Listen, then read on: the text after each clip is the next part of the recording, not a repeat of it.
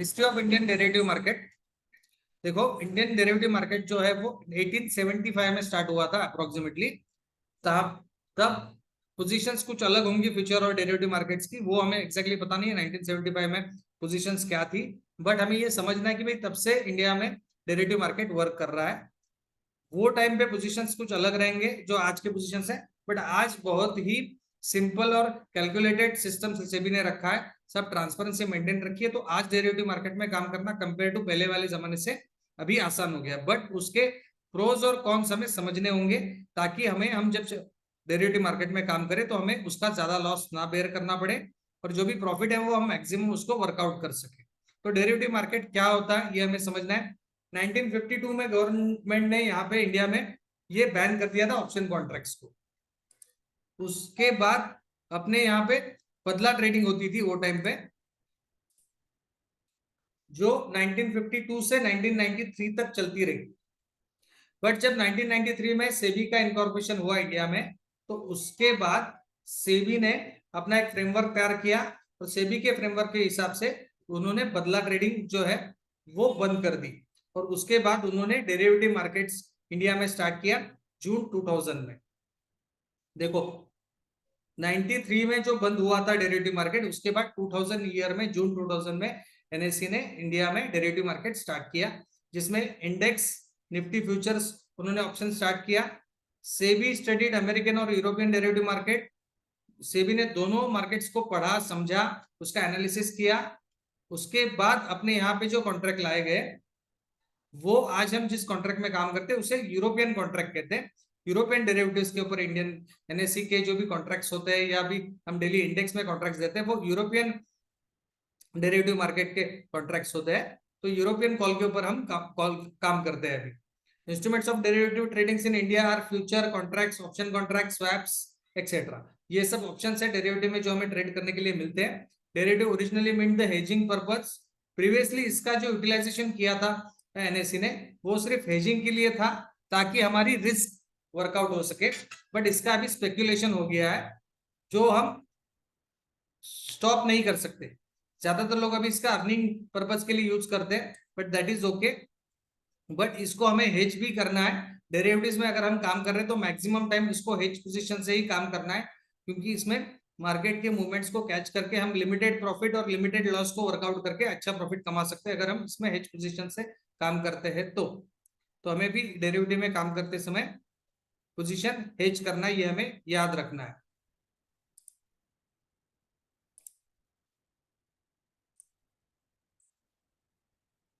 अभी basics of future derivative market क्या है, हमें ये बेसिक समझना है। Futures and options are called derivatives.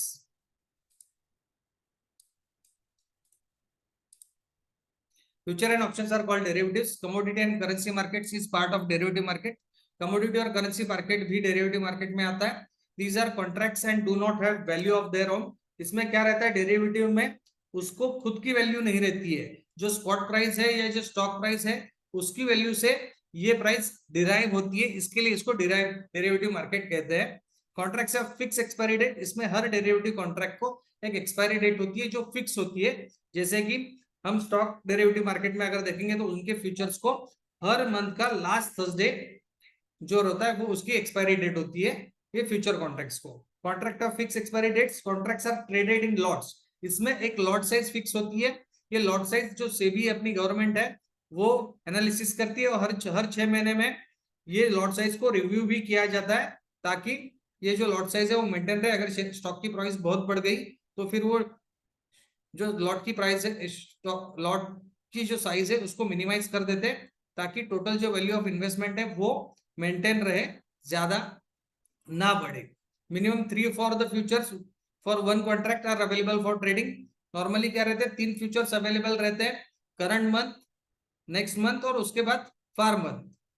तो ये नॉर्मली 3 कॉन्ट्रैक्ट्स अवेलेबल रहते हैं ट्रेड करने के लिए। This is a separate market then equity market. और ये जो कमोडिटी मार्केट रहता है वो इक्विटी मार्केट से अलग रहता है, और ये जो डेरिवेटिव मार्केट रहता है वो भी इक्विटी मार्केट से अलग रहता है, बट इसकी पोजीशन मूवमेंट इक्विटी के ऊपर ही डिपेंड रहती है। इक्विटी में जो मूवमेंट आएगी वही डेरिवेटिव मार्केट में हमें फ्यूचर में उसके ऑप्शन में मूवमेंट मिलेगी, बट उसमें काम कैसे करना है वो हमें पहले सीखना है, और उसके हिसाब से हम इसमें काम कर सकते हैं।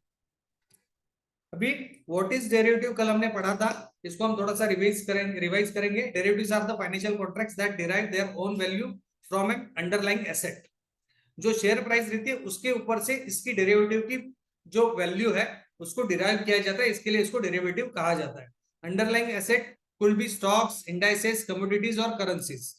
अंडरलाइंग एसेट क्या हो सकते हैं? एक तो स्टॉक हो सकता है, इंडाइसेस हो सकते हैं, कमोडिटीज हो सकती है, करेंसीज होती है, जिनके डेरिवेटिव्स हमें ट्रेड करने के लिए अवेलेबल होते हैं मार्केट में। These financial instruments help you make profits by betting on the future value of the underlying asset। इसमें हमें क्या करना है स्पेसिफिकली, अंडरलाइंग एसेट जो है अपनी जो स्टॉक वैल्यू है या जो शेयर वैल्यू है या इंडाइसेस है, उसका ट्रेंड क्या रहेगा, उसकी प्राइस एक्सपायरी तक बढ़ेगी या कम होगी, जो भी हमारा व्यू है, प्रेडिक्शन है, उसके हिसाब से हम उसके ऊपर ट्रेड लेके प्रॉफिट कमा सकते हैं। तो ये जो प्रेडिक्शन हमें करना है वो पहले हमें समझना पड़ेगा, और उसके हिसाब से अगर हम ट्रेड लेते हैं तो इसमें मल्टीपल लॉट साइज रहती है, तो लॉट साइज में हमें ज्यादा प्रॉफिट होता है compare to equities. So their values derive from that of the underlying asset, therefore they are called derivatives. इसकी जो वैल्यू रहती है वो अंडरलाइंग एसेट से डिराइव होती है, इसके लिए इसको डेरिवेटिव कहा जाता है। डेरिवेटिव इंस्ट्रूमेंट्स में normally forward contracts, future contracts, options और स्वैप सिस्टम रहता है। स्वैप सिस्टम नॉर्मली लोन के लिए यूज किया जाता है, और बाकी जो फॉरवर्ड कॉन्ट्रैक्ट्स है, फ्यूचर कॉन्ट्रैक्ट्स है, ऑप्शन कॉन्ट्रैक्ट्स है, हम डेली मार्केट में अपने एक्सचेंजेस पे हम यूज करते हैं। तो इनको हमें समझना है, और ये हम कमोडिटी मार्केट में, इंडाइसेस में, करेंसी में और स्टॉक्स में भी यूज कर सकते हैं, क्योंकि स्टॉक्स में हर स्टॉक्स के लिए फ्यूचर्स अवेलेबल नहीं होते। एनएससी ने सिलेक्ट किए हुए ऐसे 200 स्टॉक्स है जिनमें फ्यूचर्स हमारे लिए अवेलेबल रहते हैं ट्रेडिंग के लिए। तो हमें ये समझना पड़ेगा, जो मार्केट में एनएससी पे 2000 स्टॉक लिस्टेड है, बीएससी पे 7000 स्टॉक्स लिस्टेड है, उन सब में हम फ्यूचर में ट्रेड नहीं कर सकते, ऑप्शन में ट्रेड नहीं कर सकते। तो फ्यूचर एंड ऑप्शंस के अप्रोक्सीमेटली 200 स्टॉक्स है जो एनएससी ने डिसाइड किए हुए हैं, और उन्हीं स्टॉक्स में हम उनके डेरिवेटिव के ऊपर फ्यूचर्स में या फिर उनके ऑप्शंस में काम कर सकते हैं, जो ज्यादा ट्रेडिंग होती है और ज्यादा फायदेमंद होती है, बट उसके रिस्क को वर्कआउट करके, हेज करके हमें इसमें काम करना है। तो हमें ये समझना पड़ेगा। बेनिफिट्स ऑफ डेरिवेटिव्स क्या होता है, ये हमने कल पढ़ा था कि डेरिवेटिव्स में लॉट साइज होती है, तो लॉट साइज कंपेयर टू जो स्टॉक की वैल्यू है उतने अगर हमें इक्विटी बाय करनी है तो जो इन्वेस्टमेंट लगती है वो कंपेरेटिव टू डेरिवेटिव ज्यादा होती है। तो इसके लिए अगर डेरिवेटिव में हम उतनी उसका फ्यूचर बाय करेंगे तो उतने ही लॉट साइज कम पैसों में बाय कर सकते हैं। तो कम पैसों में ज्यादा प्रॉफिट हम डेरिवेटिव्स में ले सकते हैं, जो इक्विटी में पॉसिबल नहीं है, क्योंकि इक्विटी को बाय करके होल्ड करने में ज्यादा पैसा लगेगा, और कंपेयर टू डेरिवेटिव वो आसान नहीं है। तो कम पैसों में अगर काम करना है, इसके लिए लोग डेरिवेटिव में ज्यादा काम करते हैं, बट इसमें हमें ध्यान रखना पड़ता है, इसको एक्सपायरी होती है डेरिवेटिव्स को, तो एक्सपायरी से पहले हमें पोजीशंस को वर्कआउट करना पड़ता है, एग्जीक्यूट करना पड़ता है, और एक्सपायरी के बाद अगर हम डेरिवेटिव की पोजीशन, फ्यूचर की पोजीशन कैरी फॉरवर्ड करते हैं तो उसमें हमें पेनल्टी पे करनी पड़ती है, अगर एक्सपायरी के दिन हमने हमारी करंट एक्सपायरी को स्क्वायर ऑफ नहीं किया तो हमें ये हमेशा याद रखना है, अगर हमारी कोई भी फ्यूचर हमारे अकाउंट में हमने बाय किया है तो उसको एक्सपायरी से पहले स्क्वायर ऑफ कर देना है या फिर रोल ओवर करना है अगले मंथ के लिए, बट उसको वैसे ही कंटिन्यू हम नहीं रख सकते, वरना अदरवाइज हमें जो फ्यूचर हमने बाय किया है या सेल किया है उसकी क्वांटिटी हमें रियल में बाय करनी पड़ती है, और उसका जो टोटल टारगेट होगा, जितना पैसा होगा उतना पैसा हमें भरना पड़ता है अकाउंट में। तो that is a big penalty, अगर पैसा नहीं रहेगा तो फिर दिक्कत आ सकती है उसमें। तो ऐसे केसेस में हमें याद रखना है कि एक्सपायरी से पहले हमें अपना फ्यूचर की पोजीशंस को स्क्वायर ऑफ कर लेना है या फिर रोल ओवर कर लेना है अगले मंथ के लिए। डेरिवेटिव्स में नॉर्मली दो ऑप्शंस रहते हैं जिसमें हम ट्रेड करते हैं, एक रहता है फ्यूचर और रहता है ऑप्शन। फ्यूचर कैसे रहता है? फ्यूचर नॉर्मली, फ्यूचर और स्पॉट प्राइस जो रहती है, स्टॉक की प्राइस, वो नॉर्मली सेम ही रहती है। थोड़ी सी अगर जिसको एक्सपायरी डेज में टाइम है तो उसमें फ्यूचर की वैल्यू स्टॉक वैल्यू से थोड़ी सी ज्यादा होगी, नॉर्मली वो ज्यादा रहती है। एक्सपायरी के दिन तक वो नॉर्मली उसी लेवल पे आ जाता है, तो उस दिन एक्सपायरी के दिन नॉर्मली फ्यूचर और स्टॉक की वैल्यू सेम हो जाती है। तब तक जो टाइम रहता है उसके हिसाब से फ्यूचर की वैल्यू थोड़ी सी बढ़ी हुई रहती है। ऑप्शंस में क्या काम रहता है, और ऑप्शंस का वर्कआउट थोड़ा सा अलग रहता है, बट ऑप्शन और फ्यूचर दोनों जगह पे हमें लॉट साइज वही मिलती है जो हमारा फ्यूचर हमें देता है। तो ये एडिशनल बेनिफिट होता है। ऑप्शंस में सबसे कम पैसों में हम ट्रेड कर सकते हैं, इसके लिए ऑप्शंस को डिराइव किया गया है, और ऑप्शन को हेज करने के लिए ज्यादातर यूज किया जाता है नॉर्मली। और उसके लाने के पीछे एनएससी का रीजन वही था कि इससे हम अपनी जो बड़ी साइजिंग फ्यूचर्स में करते हैं उसको हम हेज कर पाए, ताकि अगर हमारे अगेंस्ट पोजीशन जाती है तो हमारा लॉस कुछ कम हो सके और लॉस से हम प्रॉफिट भी कुछ कमा सके अगर हमारे अगेंस्ट पोजीशन जाती है। तो इसके लिए ऑप्शंस को डिराइव किया गया था और ऑप्शंस को हम हेजिंग के लिए यूज करते हैं नॉर्मली। इसमें सिंपल स्पेकुलेशन रहता है, अगर बुलिश व्यू है तो हम फ्यूचर्स को बाय करेंगे, उसको पोजीशंस को होल्ड करेंगे जिससे लॉन्ग पोजीशन कहा जाता है। अगर हमारा व्यू बेरिश है तो हम फ्यूचर्स को सेल करेंगे, जो इक्विटी में पॉसिबल नहीं रहता है। इक्विटीज को अगर हम सेल करते हैं तो इंट्राडे में ही सेल कर सकते हैं, उसको कैरी फॉरवर्ड नहीं कर सकते। इसके लिए फ्यूचर्स को डिराइव किया है, जो फ्यूचर्स को हम सेल पोजीशंस में एक्सपायरी तक कैरी फॉरवर्ड कर सकते हैं। तो हम अगर हमें लगता है भाई कोई भी शेयर गिरने वाला है, उसकी स्टॉक प्राइस गिरने वाली है, तो हम उसके फ्यूचर्स को सेल कर सकते हैं और उसकी शॉर्ट पोजीशंस को कैरी फॉरवर्ड कर सकते हैं जब तक वो सेलिंग का जो ट्रेंड है, डाउन ट्रेंड है, वो खत्म ना हो जाए, तब तक हम इसको कैरी फॉरवर्ड कर सकते हैं और उतने लॉट का हम इसमें प्रॉफिट कमा सकते हैं। तो ये फ्यूचर में एडिशनल बेनिफिट हमें मिलता है जो इक्विटीज में नहीं मिलता, शॉर्ट करने का फ्यूचर, जो इक्विटीज में सिर्फ इंट्राडे के लिए अवेलेबल, कैरी फॉरवर्ड अलाउड नहीं है, बट फ्यूचर में वो अलाउड है। ऑप्शन कॉन्ट्रैक्ट में भी सेम पोजीशन है, अगर हमारा व्यू बुलिश है तो हम कॉल बाय करेंगे, लॉन्ग पोजीशन जिसे कहा जाता है। अगर हमारा व्यू बेरिश है तो हम पुट बाय करेंगे, जिसे शॉर्ट पोजीशन कहा जाता है। ये ऑप्शंस और फ्यूचर्स दोनों अलग अलग पोजीशंस है। फ्यूचर के लिए कंपेयर टू ऑप्शन ज्यादा पैसा लगता है, ऑप्शन के लिए कंपेयर टू फ्यूचर्स कम पैसा लगता है। बट ऑप्शन में टाइम डिके एक फैक्टर रहता है, इसके लिए ऑप्शंस को कैरी फॉरवर्ड करते समय अगर हेज ना किया हो ऑप्शंस को, तो उसमें टाइम डिके में अपना प्राइस बढ़े तो भी ऑप्शन की प्राइस कभी कभी नहीं बढ़ती है। तो ये फैक्टर को हमें हमेशा डिराइव करना है। ये फैक्टर को बचने के लिए ऑप्शंस अगर हम बाय करते हैं इसमें, तो डेफिनेटली उसको हेज करके ही चलना है, ताकि जो टाइम डिके है वो हमें मिल सके और टाइम डिके का लॉस हमें बियर ना करना पड़े। तो ये हमें ऑप्शंस में हमेशा याद रखना है, इसके ऑप्शन की पोजीशंस को बाय करते समय उसको हेज करते ही चलना है। बेनिफिट्स ऑफ डेरिवेटिव्स हमने कल देखे थे कि अगर ओपन इंटरेस्ट बढ़ता है और प्राइस भी बढ़ रही है तो उसका मतलब रहता है कि मार्केट बुलिश ट्रेंड में है, डिमांड बढ़ रहा है, तो हम फ्यूचर को या फिर उसके ऑप्शंस को बाय कर सकते हैं, ताकि दोनों बढ़ेंगे तो फिर बढ़ने वाला जो स्टॉक है या बढ़ने वाले ऑप्शन है उसमें हम प्राइस कमा प्रॉफिट कमा सके। इसके लिए हम वो टाइम पे उसको बाय कर सकते हैं। जब ओपन इंटरेस्ट बढ़ता है बट प्राइस डाउन हो रही है, तब हमें ये समझना है कि भाई सप्लाई बढ़ रहा है और मार्केट बेरिश होते जा रहा है। तो मार्केट बेरिश होता है तो हम पोजीशन को सेल कर देंगे, मतलब शॉर्ट करेंगे। फ्यूचर भी शॉर्ट कर सकते हैं और ऑप्शन भी शॉर्ट कर सकते हैं, या फिर ऑप्शन में पुट ऑप्शन होता है जिसको हम बाय कर सकते हैं। तो ऐसी पोजीशन हमें जब लेनी है जब मार्केट बेरिश हो, तो बेरिश मार्केट में हम ये लेके शॉर्ट पोजीशन का भी फायदा ले सकते हैं। जब ओपन इंटरेस्ट डाउन हो रहा है और प्राइस बढ़ रही हो तो शॉर्ट कवरिंग मूवमेंट होती है। शॉर्ट कवरिंग मूवमेंट में हमें कॉशन रहना रहता है, प्रिकॉशन लेना पड़ता है, तभी पोजीशंस कुछ फ्यूचर में लेने की जरूरत नहीं होती है, क्योंकि शॉर्ट कवरिंग कंफर्म होने के बाद ही हम उसमें पोजीशंस लेते हैं, तब तक उसमें हम पोजीशन नहीं लेते, तभी हमें थोड़ा सा प्रिकॉशन लेना रहता है। जब ओपन इंटरेस्ट डाउन होते रहता है और प्राइस भी डाउन होती है तब उसे लॉन्ग अनवाइंडिंग कहा जाता है। बट लॉन्ग अनवाइंडिंग में भी लॉन्ग अनवाइंडिंग कितने तक चलेगी, उसमें सप्लाई सच में बढ़ गया है नहीं बढ़ना है, ये प्रिकॉशन हमें लेना पड़ता है। तो इसको एनालिसिस करके हम इसमें पोजीशन लेते हैं, अदरवाइज इसमें पोजीशन नहीं लेते। इसमें हमें सिर्फ वेट करना है और अंडरस्टैंड करना है पोजीशन को, जैसे कि हमें कंफर्मेशन मिले और कंफर्मेशन के बाद ही उसमें ट्रेड लेना है। तो ये हमें समझना है। इसके बाद बेनिफिट्स ऑफ डेरिवेटिव, ये हमने कल थोड़ा सा पढ़ा था। इसमें हमने कल देखा था कि भाई आरईसी लिमिटेड का हमने स्टॉक देखा था प्रैक्टिकल एग्जांपल के लिए।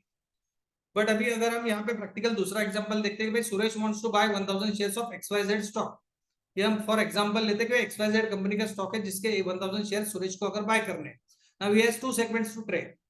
अभी 1000 शेयर्स बाय करने तो वो दो सेगमेंट में ये काम कर सकता है, एक तो इक्विटी मार्केट में 1000 शेयर्स बाय कर सकता है, या तो डेरिवेटिव मार्केट में। तो हमें अभी ये डिफरेंस समझना है, भाई इक्विटी मार्केट में अगर वो बाय करेगा तो उसको डिफरेंस क्या होगा, वो डेरिवेटिव में मार्केट में काम करेगा तो उसका डिफरेंस क्या होगा। Considering the buying price to be 200, इसमें हम कंसीडर करेंगे कि भाई XYZ स्टॉक की वैल्यू है 200 रुपए, in the target price to be 300 rupees. हम इसमें टारगेट प्राइस रखेंगे 300 रुपीज और इसमें हम वर्कआउट करेंगे कि भाई जिसमें 10% margin required to buy the future. तो हम ये सिस्टम पे काम करेंगे कि अगर 1000 शेयर्स सुरेश जी को बाय करने हैं XYZ कंपनी के जिसकी स्टॉक की वैल्यू 200 रुपया है, तो उसको डिलीवरी में अगर 1000 शेयर्स बाय करने हैं 200 रुपए के, तो उनको लगेंगे 2000 रुपए। बराबर 2 लाख रुपए लगेंगे 1000 शेयर्स बाय करने के लिए, तो उनकी इन्वेस्टमेंट हो गई 2 लाख रुपए, राइट, अगर वो इक्विटी बाय करते हैं तब। और उसका टारगेट हमने क्या रखा है, 300, ये शेयर्स बढ़ के 300 रुपए हो जाएगा, ये हमने अपना टारगेट रखा है। तो 2 लाख उन्होंने इन्वेस्ट किए, और जिसकी वैल्यू 300 रुपए हो जाने के बाद वो प्रॉफिट बुकिंग करेंगे। 300 रुपए मतलब 100 पॉइंट्स स्टॉक की वैल्यू मूव हुई, तो 100 पॉइंट्स इंटू 1000 अगर हम करेंगे तो 1 लाख रुपीज प्रॉफिट होता है। तो 1 लाख रुपीज प्रॉफिट को अगर वर्कआउट करेंगे तो हमारा प्रॉफिट हो जाता है 1 लाख रुपीज। ये हमने ये ब्रोकरेज लिखा है 0.50%, ये बहुत ज्यादा लिखा है वैसे तो, नॉर्मली इतना ब्रोकरेज नहीं चार्ज होता है, बट अगर हम इसको भी कैलकुलेट करते हैं तो हमारे 50% रिटर्न बने, 2 लाख के ऊपर 1 लाख प्रॉफिट, मतलब 50% हमारा रिटर्न बना ऑन कैपिटल, राइट। फ्यूचर्स में अगर हम इसी ट्रेड को लेना चाहेंगे, अगर उसका 1000 का लॉट है, तो 1000 के लॉट को हमें लेने के लिए 10% ही अगर मार्जिन देना पड़ता है, क्योंकि फ्यूचर्स में हमें जो अपना ब्रोकर है वो मार्जिन अलाउ करता है, तो मार्जिन से हम कम पैसों में फ्यूचर बाय कर सकते हैं। तो वो मार्जिन से 10% मार्जिन से हम 20,000 रुपए के इन्वेस्टमेंट से 1000 शेयर्स के फ्यूचर्स को बाय कर सकते हैं। तो ये हमें समझना है कि हमारी यहाँ पे इन्वेस्टमेंट तो एक कम हो गई, जो कंपेरेटिवली इक्विटी मार्केट में 2 लाख रुपए जहां पे लग रहे थे, वहां पे 20,000 में फ्यूचर्स में हमारा काम हो रहा है, तो 20,000 में हम इसके फ्यूचर्स को बाय कर सकते हैं। तो 20,000 में अगर हमने फ्यूचर बाय किया, उसकी मूवमेंट तो उतनी ही होगी, राइट। अगर मार्क स्टॉक 200 रुपए से 300 रुपए तक बढ़ने वाला है, तो 1000 शेयर्स का 100 पॉइंट मूवमेंट होगा, तो अप्रोक्सीमेटली प्रॉफिट जो है वो 1 लाख रुपीज ही होगा, राइट। तो प्रॉफिट दोनों जगह पे दिखने में तो सेम है, बट जो रिटर्न्स है, जो हमने डिलीवरी के लिए इन्वेस्टमेंट डाला था, कैपिटल डाला था, उसके ऊपर जो हमें डिलीवरी में इक्विटी मार्केट में रिटर्न्स मिले वो 50% थे। बट फ्यूचर में अगर रिटर्न्स देखेंगे तो 20,000 के ऊपर 1 लाख रिटर्न यानी 500 टाइम्स रिटर्न हो जाता है, जो कंपेयर टू इक्विटी मार्केट बहुत ज्यादा है। और ये परसेंटेज वाइज जो रिटर्न ज्यादा बनता है, ये ज्यादा रिटर्न पाने के लिए ज्यादातर जो बड़े लोग हैं, बड़े बिजनेसमैन हैं, बड़े जिनके पास कैपिटल है, वो सब डेरिवेटिव मार्केट में ट्रेड करते हैं, ताकि उनको उनके कैपिटल के ऊपर ज्यादा रिटर्न मिले, जो बैंक में अदर कोई भी मार्केट में नहीं बनता है, वो डेरिवेटिव मार्केट में बनता है। और यही बेनिफिट्स को यूटिलाइज करने के लिए लोग डेरिवेटिव मार्केट्स में वर्क करते हैं, डेरिवेटिव मार्केट का यूटिलाइजेशन करते हैं, ताकि हम उन्हें ज्यादा से ज्यादा प्रॉफिट मिल सके। तो यही प्रॉफिट हमें डेरिवेटिव मार्केट में मिलता है, इसको हम भी यूटिलाइज कर सकते हैं, बट इसको वर्कआउट करने के लिए हमें स्पेसिफिक ट्रेंड एनालिसिस करके उसके हिसाब से ट्रेड लेना है, और उसमें पोजीशन को हेज करके चलना है, ताकि अगर हमारे आगे से भी पोजीशन जाए तो हमारा लॉस मेंटेन रहे। Let's get equipped for this second generation market. अभी ये जो डेरिवेटिव मार्केट है, इसको सेकंड जनरेशन मार्केट कहा जाता है, क्योंकि नॉर्मल इक्विटी मार्केट है वो तो पहले से ट्रेडिशनल वे ऑफ इन्वेस्टमेंट हो गया, क्योंकि इक्विटी मार्केट पहले से अवेलेबल था।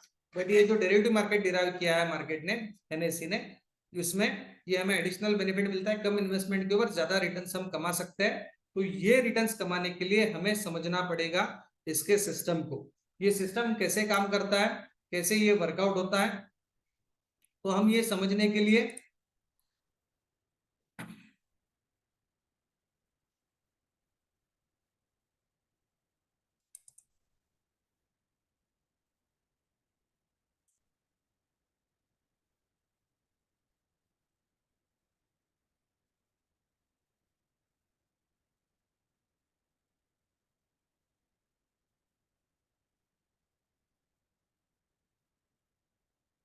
एक वीडियो देखेंगे।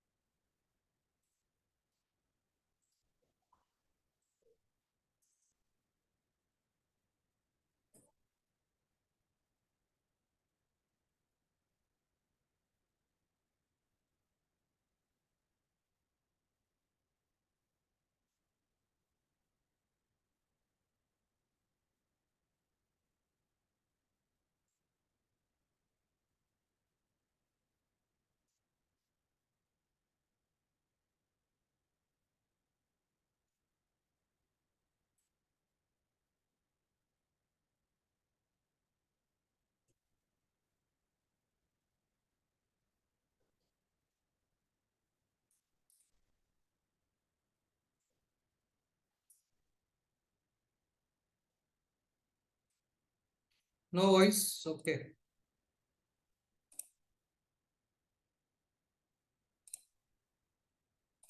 वॉइस नहीं आ रहा है, that's okay, we'll continue, we will share that video in the group, so you'll come to know what is the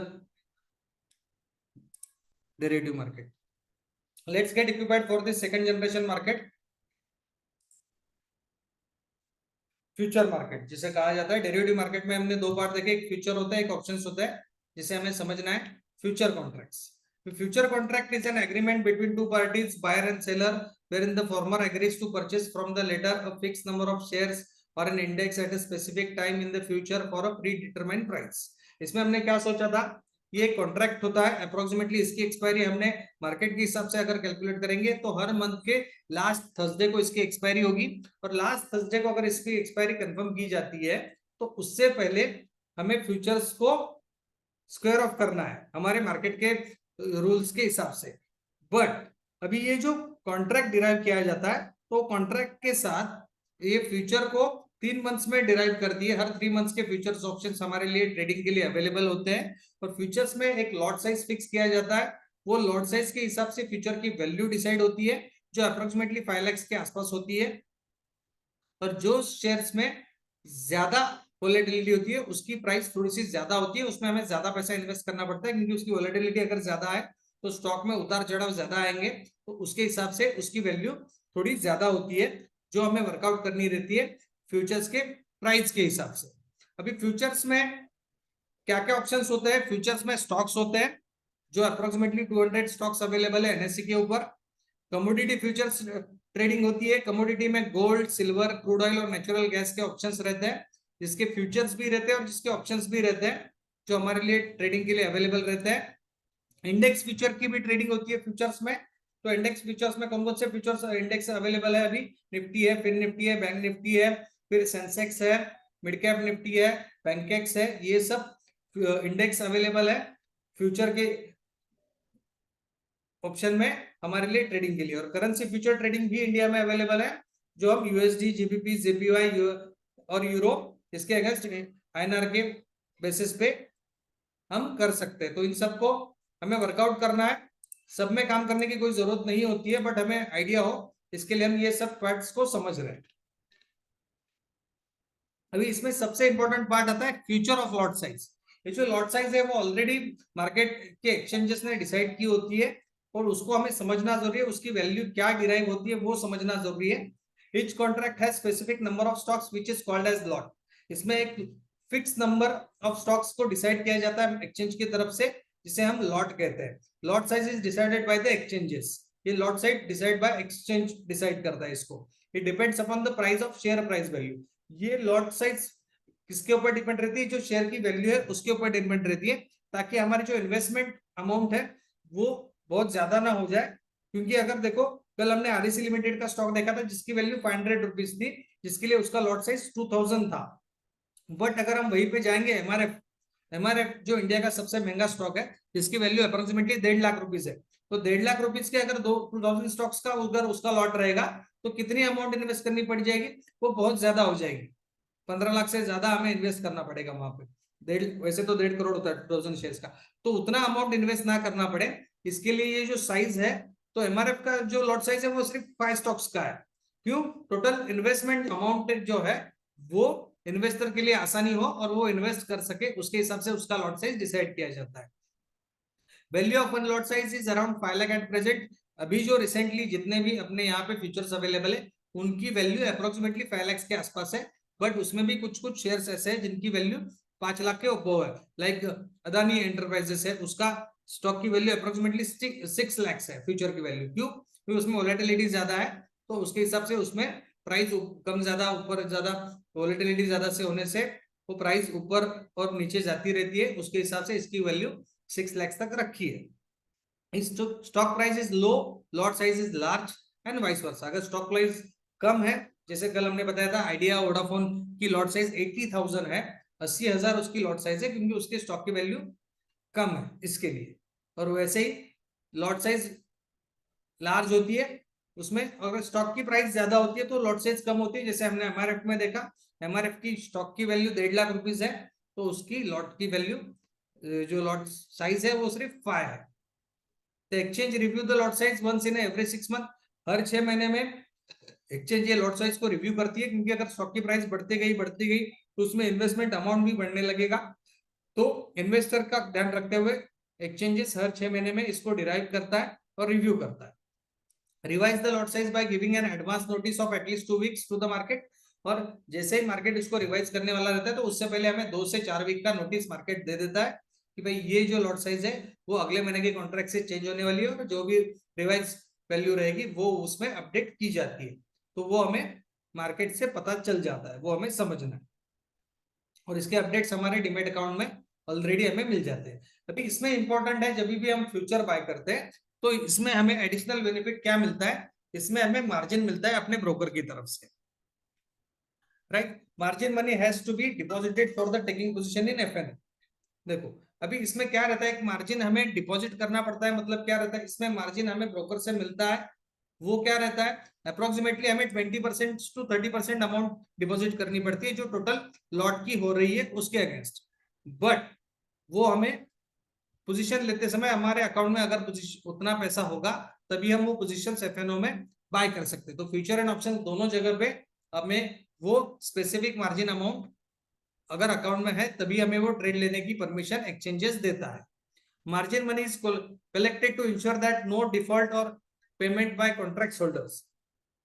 कैसे रहता है, अगर हमारा कुछ लॉस हो जाए तो उसमें लॉस में जिसका लॉस हुआ है वो वर्कआउट होने के लिए ये एक्सचेंजेस ने रूल बनाया कि हमें मार्जिन मनी देके ही वो पोजीशंस को बाय कर सकते हैं, ताकि अगर कोई लॉस होता है तो वो डिफॉल्ट ना हो जाए ऑन पेमेंट। इसके लिए ये मार्जिन मनी एक्सचेंजेस ने कंपलसरी रखा है। Exposure margin for holding a position, अगर हमें कोई पोजीशन को होल्ड करनी है तो कभी कभी उस शेयर की वैल्यू ज्यादा बढ़ रही है और उसमें हमारा लॉस हो रहा है, तो वो पोजीशन अगर हमें होल्ड करनी है तो एक्सपोजर मार्जिन के मेल्स हमें आते हैं, मैसेजेस हमें आते हैं, तो उसके हिसाब से हमें मार्जिन कभी कभी बढ़ाना भी पड़ता है।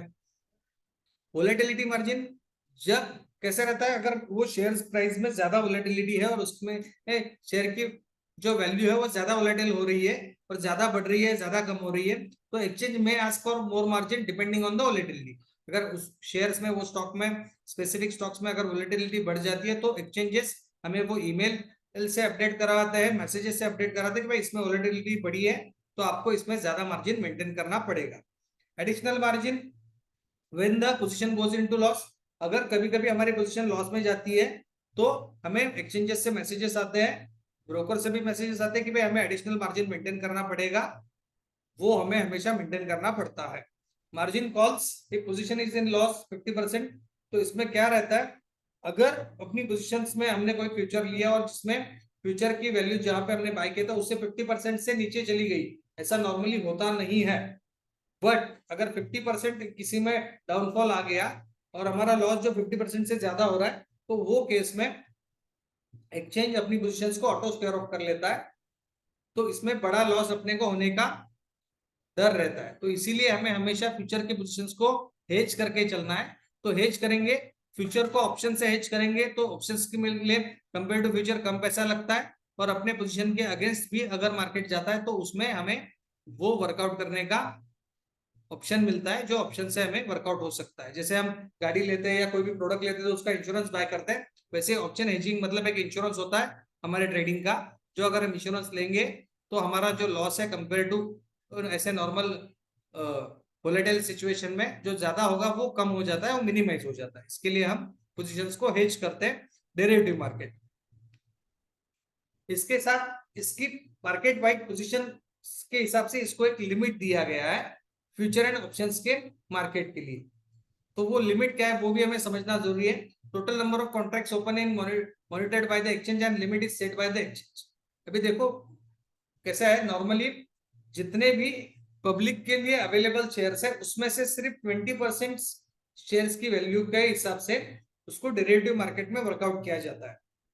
नॉर्मली सपोज अगर रिलायंस का एग्जांपल लेंगे तो रिलायंस की टोटल कैपिटल है 16 लाख करोड़, उसमें से रिलायंस अंबानी जी के पास कितनी है 8 लाख करोड़ उनके पास ही खुद के पास, और पब्लिक के लिए ट्रेडिंग के लिए कितनी अवेलेबल है तो 8 लाख करोड़ पब्लिक के लिए अवेलेबल है। तो 8 लाख करोड़ में से 20% अमाउंट ही एफएनओ में ट्रेड होता है और बाकी का 80% अमाउंट है वो इक्विटी में ट्रेड होता है। तो ये हमें समझना पड़ेगा। और वो जो 20% है, तो 8 लाख का 20% अगर कैलकुलेट करें तो 1,60,000 करोड़ के जो कॉन्ट्रैक्ट्स है वो ही सिर्फ एफएनओ में अवेलेबल रहते हैं, और बाकी 80% प्रैक्टिकल इक्विटी में ट्रेड के लिए अवेलेबल रहता है। अभी जो 1,60,000 कॉन्ट्रैक्ट्स एफएनओ में अवेलेबल है ट्रेडिंग के लिए, उसमें से अगर 80 to 90% का पोजीशंस वर्कआउट हो गया, जब उसकी पोजीशंस 95% से ज्यादा ट्रेडिंग के लिए अवेलेबल हो गई, तब एफएनओ स्टॉक को मार्केट जो एक्सचेंज है वो बैन कर देती है, ताकि उसमें 90% से ज्यादा जो ओपन पोजीशंस बन के रखी है वो कम हो जाए। क्योंकि 90% 5% से अगर ज्यादा पोजीशन बनेंगे तो उसकी प्राइस बढ़ेगी, और जो ज्यादा प्राइस बढ़ेगी तो उसमें वर्कआउट करना आसान नहीं रहता है, तो उस पर कुछ लिमिटेशन होना चाहिए। इसके लिए वो एक्सचेंजेस ने लिमिटेशन रखा है। जब भी इसमें 95% से ज्यादा पोजीशंस बनेंगे तभी मार्केट इसको आगे ट्रेड करने के लिए अलाउ नहीं करती है, जैसे कि न्यू ट्रेड्स उसमें ना बने, ताकि उसमें ओपन कॉन्ट्रैक्ट्स ओपन इंटरेस्ट जो है वो ना बढ़े। इसमें हम सेल कर सकते हैं बट ओपन इंटरेस्ट की पोजीशन नहीं रख सकते, जब भी बैन होता है तभी। और वो जब भी उसकी पोजीशन 80% से नीचे आ जाती है तब उसका बैन निकाल दिया जाता है, और उसके बाद हम उसमें वापस ट्रेड कर सकते हैं।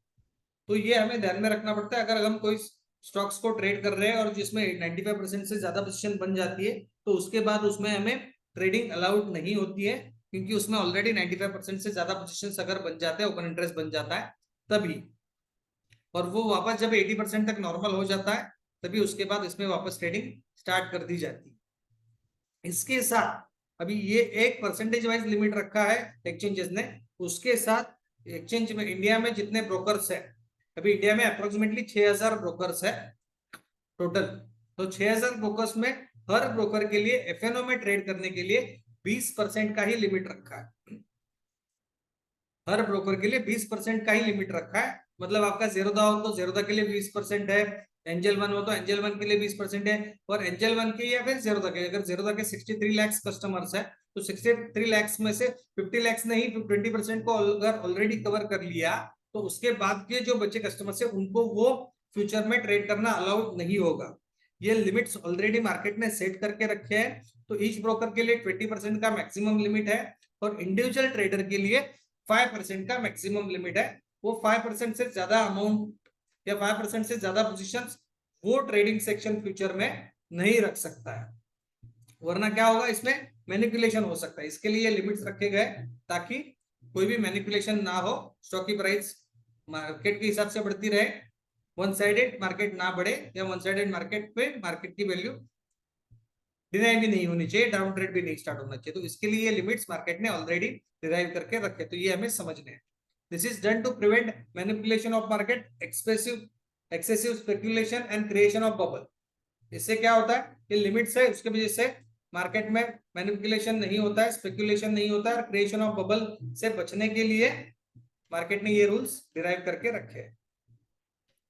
फ्यूचर्स में अगर हमें ट्रेड करना है तो उसके लिए हम नॉर्मली कैसे ट्रेड करेंगे फ्यूचर्स को, यही समझना है। ये देखो, ये अभी थ्योरी समझते समय हमें प्रैक्टिकल भी वर्कआउट करना है कि प्रैक्टिकल अगर हम कोई शेयर्स का फ्यूचर्स बाय करते हैं, रिलायंस का फ्यूचर्स अगर हमें बाय करना है, देखो कल रिलायंस में बहुत बड़ा बुलिश ट्रेंड आया था, एक दिन का ही था बट वो बहुत बड़ा बुलिश ट्रेंड था। तो रिलायंस की वैल्यू अप्रोक्सीमेटली 7% बढ़ गई। तो वो ऐसे केस में अगर हमने रिलायंस का शेयर फ्यूचर को पहले से बाय करके रखा था, तो उसकी जो 250 की क्वांटिटी है उसके मल्टीप्लिकेशन में हमें प्रॉफिट हो जाता, राइट। और जब भी मार्केट का ट्रेंड बेरिश रहता है तब हम फ्यूचर को शॉर्ट कर सकते हैं, जो इक्विटीज में हम शॉर्ट नहीं कर सकते। इसके लिए हम इसके फ्यूचर को शॉर्ट कर सकते हैं, और फ्यूचर को शॉर्ट करेंगे तो फ्यूचर को शॉर्ट करने से वो मल्टीप्लिकेशन लॉट साइज में हमें प्रॉफिट हो सकता है, और अगर हम उसको कैरी फॉरवर्ड पोजीशन में रखेंगे तो उसका भी प्रॉफिट हमें यहाँ पे होता है, जो हम वर्कआउट कर सकते हैं। Price pattern and RR ratio of minimum 1:3। इसमें क्या रहता है, प्राइस पैटर्न और RR ratio of minimum 1:3। Stop loss and target as per the price pattern. अभी देखो ये आरआर मतलब क्या रहता है, रिस्क रिवॉर्ड रेशियो। जब भी हमें फ्यूचर में ट्रेड करना है तो कोई भी पैटर्न के ऊपर ट्रेड करना है, और रिस्क रिवॉर्ड रेशियो एटलीस्ट 1:3 होना चाहिए।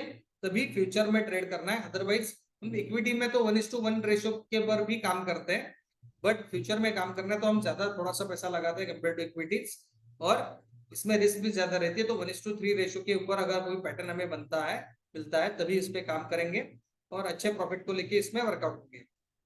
Stop loss and target price as per the price pattern के हिसाब से स्टॉप लॉस और टारगेट जो प्राइस है उसको वर्कआउट करना है हमेशा 100%। ओपन इंटरेस्ट को वॉच करना है इसमें पोजीशन बनाने से पहले। Contract selection based on the time frame for the target, क्योंकि कॉन्ट्रैक्ट सिलेक्शन ज्यादा फार भी नहीं होना चाहिए, ज्यादा नजदीक भी होना चाहिए नहीं होना चाहिए, क्योंकि सपोज अगर नेक्स्ट हफ्ते ही एक्सपायरी है तो हमें नेक्स्ट मंथ में, ये मंथ की एक्सपायरी से अच्छा कि अगले महीने की एक्सपायरी पे हम काम करें, क्योंकि अगर एक्सपायरी नजदीक आती है तो हमें अगले महीने की एक्सपायरी पे काम करना है। वो हमें contract selection based on the time frame करना पड़ता है, और प्रैक्टिकल्स को इसको वर्कआउट करके ही फिर इसमें पोजीशन हमें बनानी है। बट ये बेसिक रूल्स है, इनको हमें समझना है और इसके हिसाब से ही काम करना है, ये हमेशा ध्यान में रखें। अभी फ्यूचर्स की एक्सपायरी कल हमने पढ़ा था इसमें कि नॉर्मली इसमें 3 एक्सपायरीज होती है, करंट मंथ, मिडल मंथ और फार मंथ। अभी देखो जनवरी मंथ खत्म होने को आया, तो जनवरी की एक्सपायरी लास्ट थर्सडे को हुई थी, लास्ट थर्सडे ये पिछला थर्सडे था। उसके बाद अभी फरवरी के कॉन्ट्रैक्ट्स अवेलेबल है, जो हम करंट मंथ को कैलकुलेट करेंगे फरवरी मंथ, मिडल मंथ रहेगा मार्च वाला मंथ, फार मंथ रहेगा अप्रैल वाला मंथ। तो अभी फरवरी, मार्च और अप्रैल के 3 कॉन्ट्रैक्ट्स अवेलेबल है। तो करंट मंथ हो जाएगा फरवरी, मिडल मंथ हो जाएगा मार्च और फार मंथ हो जाएगा अप्रैल। तो हमें ये ऐसे कैलकुलेट करने, और हर महीने के लास्ट थर्सडे जो रहेगा उस दिन उसकी एक्सपायरी रहेगी। तो ये हमें वर्कआउट करना है और ये हमें पता होना चाहिए। इसमें एक सबसे दिक्कत वाली बात आती है फ्यूचर और डेरिवेटिव्स में, कि इसमें mark to market MTM system follow होता है। जो भी हम पोजीशन लेते हैं उसमें अगर हमें कुछ प्रॉफिट हुआ तो हमारे कैपिटल में वो उसी दिन ऐड किया जाता है, उसका क्रेडिट हमारे कैपिटल में उसी दिन ऐड किया जाता है मार्केट की तरफ से। बट उसमें अगर कुछ लॉस होता है तो वो लॉस भी हमारे टोटल कैपिटल से माइनस कर दिया जाता है सेम डे। ये एक्सचेंजेस का रूल है, तो ये हर ब्रोकर को इन्फॉर्म कर दिया गया है कि भाई जैसे ही मार्केट क्लोज होता है उसकी पोजीशंस को वर्कआउट करना है, उसके पोजीशन में जो भी प्रॉफिट ऐड हो रहा है वो उसके कैपिटल में ऐड कर देना है, और अगर कुछ लॉस हो रहा है तो उसमें से माइनस कर देना है, और वो जो उसके अगेंस्ट पोजीशन जिसकी बनी रहेगी उसको वो प्रॉफिट कैरी फॉरवर्ड किया जाता है। मतलब अगर मैंने बाय किया हो तो किसी ने सेल भी किया होगा, अगर मुझे प्रॉफिट हो रहा है तो वो 20,000 उसका लॉस होगा जिसने सेल किया उसका, और अगर मैंने सेल किया है और किसी ने बाय किया है और मुझे लॉस हो रहा है तो वो मेरा लॉस होगा, तो मेरे अकाउंट से 10,000 रुपए कम होगा, और अगर मुझे प्रॉफिट हो रहा है तो मेरे अकाउंट में वो 10,000 या 20,000 जो भी अमाउंट है वो क्रेडिट हो जाएगी। तो ये हमें डेली होता है मार्केट में, इसीलिए हम फ्यूचर्स को कैरी फॉरवर्ड करते समय सिर्फ एक चीज का ध्यान रखना है कि भाई उसमें अगर हमारे प्रॉफिटेबल पोजीशन है तो डेली हमारा कैपिटल बढ़ते जाएगा डेफिनेटली, इसमें कोई दिक्कत नहीं है। बट अगर हमें अगेंस्ट पोजीशन जाती है तो उतना ही जो लॉस सामने दिखेगा वो हमारे कैपिटल से उस दिन वो टाइम पे माइनस भी होगा, और उसके लिए हमें अपना वो बैलेंस मेंटेन करना पड़ता है पोजीशन में, अकाउंट में, ताकि हम अगर लॉस में जाती है पोजीशन मार्केट बंद होने के बाद तो वो लॉस हमारे अकाउंट से डेबिट हो जाता है उसी दिन। तो ये हमें ध्यान में रखना है, फ्यूचर्स में ये प्रॉब्लम आता है। ये हमने देखा था फ्यूचर ट्रेडिंग स्ट्रेटजीज। फ्यूचर को लॉन्ग करना है, लॉन्ग फ्यूचर कैसे करते हैं। नॉर्मली अगर हमारा व्यू बुलिश है तो हम फ्यूचर्स को लॉन्ग करते हैं। सपोज बालकृष्ण इंडस्ट्री का स्पॉट प्राइस 800 है और फ्यूचर 810 चल रहा है, और हमारा व्यू है कि वो 800 से 850 तक जाएगा। तो 850 तक अगर स्पॉट प्राइस जाएगी तो फ्यूचर 810 से 860 तक जाएगा अप्रोक्सीमेटली, तो 50 पॉइंट का इसमें गेन होगा। तो हम इसको अगर 810 पे बाय करेंगे तब ये जितने पॉइंट्स मूव होगा और उसकी जो लॉट साइज रहेगी उसके लॉट साइज मल्टीप्लाई बाय वो लॉट साइज, उतना हमें प्रॉफिट होते रहेगा। बट इसके अगेंस्ट अगर पोजीशन जाती है तो फिर उतने लॉट साइज को मल्टीप्लाइड बाय उतने पॉइंट्स वो हमारा लॉस होगा और वो हमारे अकाउंट से डेबिट भी होते रहेगा। तो ये हमें हमेशा ध्यान रखना है, और अगर हमारे अगेंस्ट में पोजीशन चली जाती है तो उसको एक तो स्क्वायर ऑफ करना है या फिर उसको हेज करना है ऑप्शन से, ताकि हमारे अगेंस्ट में पोजीशन जाती है तो भी हमारा कुछ तो प्रॉफिट बनता रहे। सेम पोजीशंस अगर कोई स्टॉक में कोई इक्विटी में शॉर्टफॉल आने वाला है, डाउन ट्रेड चल रहा है, तो उसको हम शॉर्ट करके चल सकते हैं। सपोज एग्जांपल के लिए अगर हम लेते हैं बालकृष्ण इंडस्ट्रीज में, उसकी स्पॉट प्राइस 800 रुपए चल रही है, उसकी फ्यूचर की वैल्यू 810 है, और हमारा व्यू है कि ये बेरिश ट्रेंड में है, डाउन ट्रेंड में और ये 760 तक जा सकता है, तो हम उसको शॉर्ट करेंगे। 810 से लेके इसको हमने शॉर्ट किया, तो उसकी प्राइस जैसे जैसे कम होती जाएगी तो हमारा प्राइस प्रॉफिट जो है वो बढ़ता रहेगा, जैसे ही उसकी प्राइस कम होती जाएगी वैसे। और जैसे ही प्राइस अगर बढ़ेगी तो हमारा लॉस होगा ये केस में। जैसे ही शॉर्ट केस में प्राइस अगर बढ़ती है तो हमारा लॉस होता है, और प्राइस अगर नीचे जाती है तो हमारा प्रॉफिट होगा, वो भी कंपेयर टू लॉट साइज। जितने का लॉट साइज रहेगा उतने लॉट साइज को मल्टीप्लाइड बाय जितने पॉइंट्स मूवमेंट हुई उतना हमारा प्रॉफिट या उतना हमारा लॉस रहेगा, जो हम अगर शॉर्ट करते हैं तो। ये डाउन ट्रेंड में हम इसको शॉर्ट भी कर सकते हैं, जो इक्विटी में नहीं कर सकते। तो फ्यूचर एंड डेरिवेटिव्स में ये एडिशनल बेनिफिट हमें मिलता है कि हम फ्यूचर को शॉर्ट करके चल सकते हैं, और शॉर्ट करने में जो इक्विटीज में कैरी फॉरवर्ड पोजीशंस अलाउड नहीं रहती, तो इसमें ये अलाउड रहती है, तो इसमें ये एडिशनल बेनिफिट हमें मिलता है। अभी ये फ्यूचर एंड ऑप्शंस का पार्ट खत्म होने के बाद ऑप्शंस का पार्ट चालू होता है।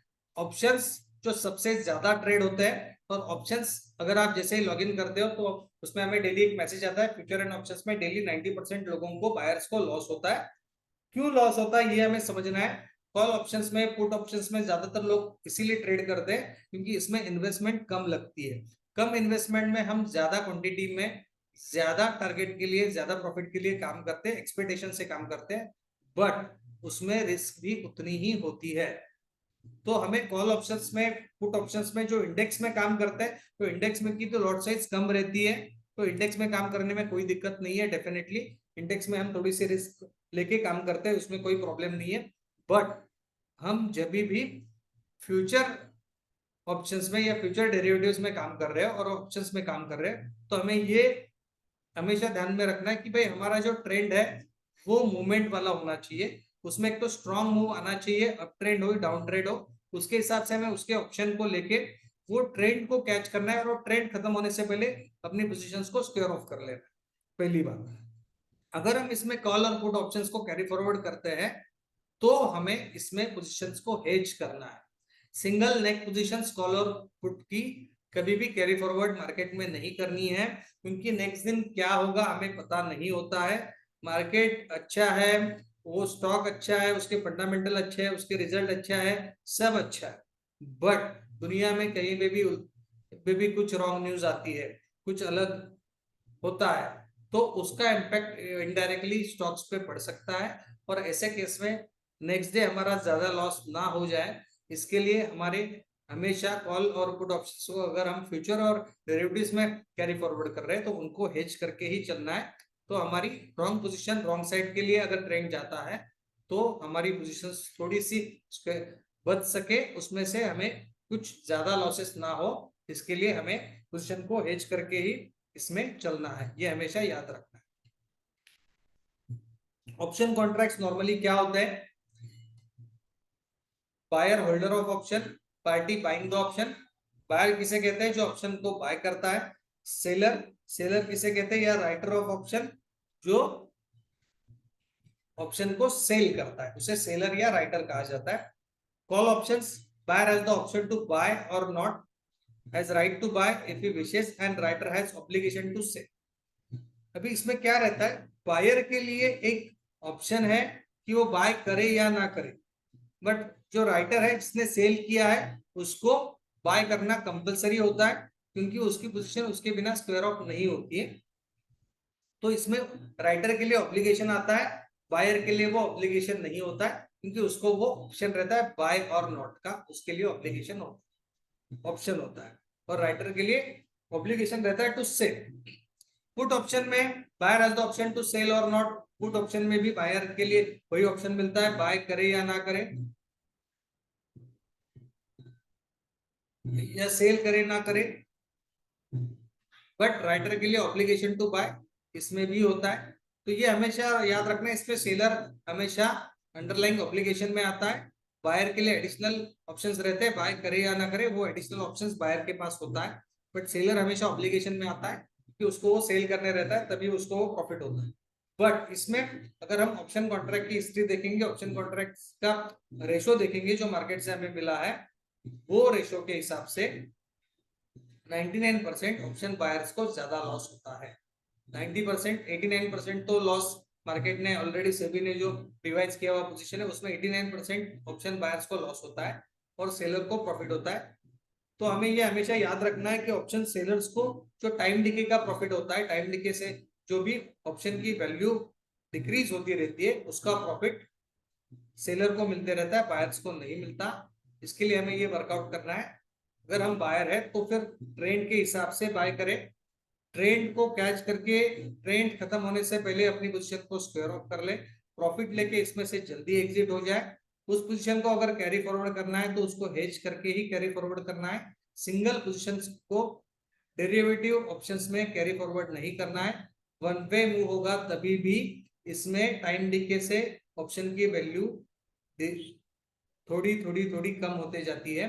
तो इसके लिए वो जो लॉस हमें सामने दिखने मिलेगा उसको, उससे अच्छा उसको अगर हम हेज करके चले तो हमारी पोजीशंस अच्छी मेंटेन रहती है और हमें लॉस होने की चांसेस भी कम हो जाते हैं। तो हमें हमेशा याद रखना है ऑप्शंस में, अगर फ्यूचर एंड ऑप्शंस में हम काम कर रहे हैं और कैरी फॉरवर्ड पोजीशन करना चाहते हैं तो उसमें हमेशा हेज करके ही चलना है। सिंगल पोजीशन नेक पोजीशन कभी भी बाय नहीं करनी है। अभी ऑप्शन बेसिक्स उसमें क्या रहता है, इस पे हम स्ट्राइक प्राइस कैसे डिसाइड करते हैं। Strike prices pre decided by the contracts by the exchange. इसके जो स्ट्राइक प्राइसेस रहते हैं वो ऑलरेडी प्री डिसाइडेड रहते हैं, जो एक्सचेंज डिसाइड करती है। उसमें तो हम कुछ नहीं कर सकते, बट उसकी प्राइस क्या, कौन से स्ट्राइक प्राइस पे काम करना है वो हम डिसाइड कर सकते हैं। वो हमें हमेशा डिसाइड करके उसके ऊपर काम करना होता है। Strike prices are available at regular intervals. उसमें एक रेगुलर इंटरवल का टाइम रखा जाता है, कुछ में 25 रहता है, कुछ में 5 रहता है, कुछ में 10 रहता है, कुछ में 50 रहेगा, कुछ में 100 रहेगा। तो डिपेंड्स अपॉन स्टॉक की वैल्यू क्या है, स्पॉट प्राइस क्या है, उसके हिसाब से उसका रेगुलर इंटरवल का प्राइस डिसाइड किया जाता है एक्सचेंज की तरफ से। Minimum 5 strike price just above the 5 strike price, below the spot price are available. Minimum 5 strike prices above and 5 strike prices below the spot price are available. Normally minimum 5 strike prices तो available रहते हैं, जो spot price चल रही है उसके above 5 और नीचे 5, ऐसे मिनिमम 10 स्ट्राइक प्राइस हमें ट्रेडिंग के लिए अवेलेबल होते हैं। Strike prices which is equal to the spot is called as ATM, यानी कि एट द मनी उसे कहा जाता है जो स्पॉट और स्ट्राइक प्राइस के नजदीक हो। स्पॉट से नजदीक वाली स्ट्राइक प्राइस को हम कहेंगे एट द मनी। स्टॉक से अबो जो रहेंगे उन्हें हम इन द मनी कहेंगे, आउट ऑफ द मनी कहेंगे। और स्टॉक से नीचे वाले जो रहेंगे मिनिमम 5 इन द मनी और 5 out of the money options रहते हैं। बट इसमें कॉल और पुट के लिए ये ऑप्शंस अलग अलग हो जाते हैं। जो इन द मनी वाले ऑप्शन है कॉल में, वही पुट के लिए out of the money options हो जाते हैं। और जो 5 out of the money call के लिए ऑप्शन है वही पुट के लिए इन द मनी ऑप्शंस हो जाते हैं। वो हम यहाँ पे आगे जाके चार्ट में देखेंगे।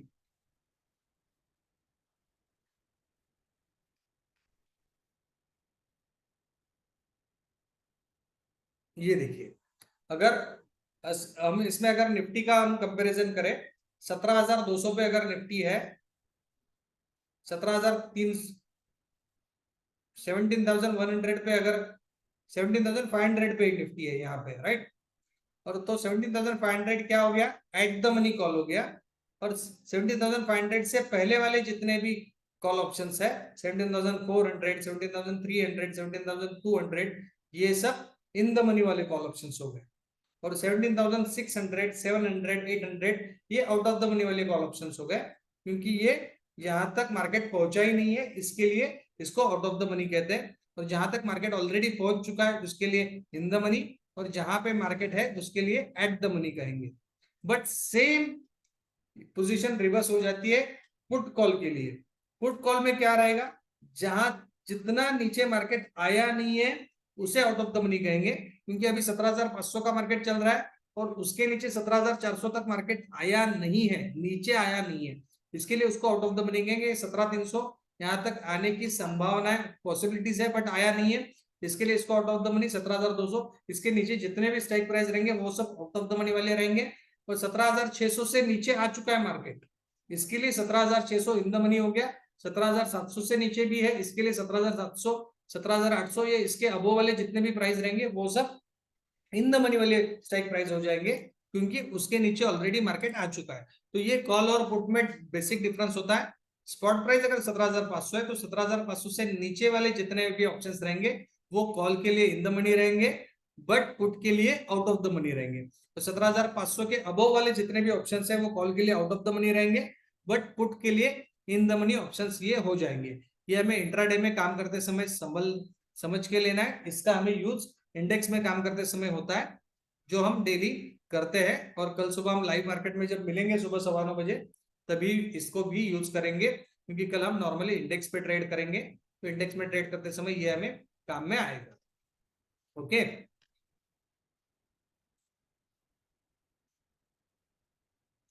अभी चलते हैं मार्केट। सपोज अगर ऊपर जा रहा है तो हम क्या करते हैं, मार्केट अगर निफ्टी का स्पॉट 17,900 चल रहा है और मार्केट ऊपर जाने की अगर हमें आशा है कि हमें ऐसे लग रहा है मार्केट ऊपर जाएगा, तो हम 17,900 का कॉल बाय करेंगे, राइट। क्योंकि मार्केट ऊपर जा रहा है तो फिर कॉल की प्राइस बढ़ेगी और पुट की प्राइस कम होगी। तो हमें ये सिंपल समझना है, जब मार्केट ऊपर जाता है, स्टॉक प्राइस हो या फिर मार्केट के इंडाइसेस की प्राइसेस हो, जो भी ऊपर जा रहा है उसका जो कॉल ऑप्शन रहेगा, उसकी कॉल ऑप्शन की प्राइस बढ़ेगी जब मार्केट ऊपर जा रहा है तभी।